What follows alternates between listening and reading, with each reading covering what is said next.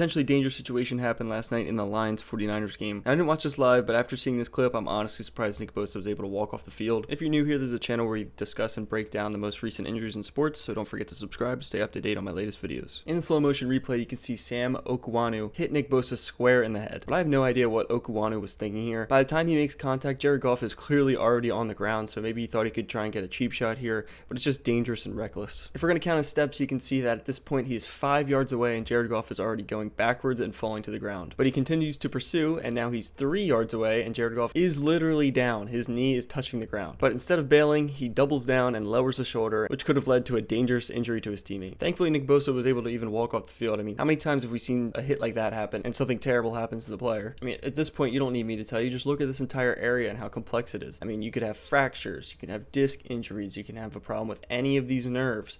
I mean, we're talking about serious injuries here, life-threatening. You got veins, arteries. Now, luckily, it seems like Nick Bosa was able to avoid anything super serious. Obviously, we don't know all the details. But what frustrates me the most is that this is just avoidable contact. I know this is football and the plays are quick, but he could easily have pulled up and not lowered his shoulder. One thing I did notice while watching this replay is that his left foot is actually in the air or not planted in the turf. And while you can see his neck still is being compressed, it almost allows his body to move with the force instead of having to be rigid and stand in there and sort of fight the blow. It's hard to say whether or not that made a difference. No axial load is going to be good for you. But again, luckily we avoided anything serious to come of this potentially dangerous mechanism. I'm curious to hear your thoughts of the play or the situation in the comments below, as well as anything you'd like to see me cover next. And don't forget to like the video and subscribe to my channel, as it really helps me out a lot.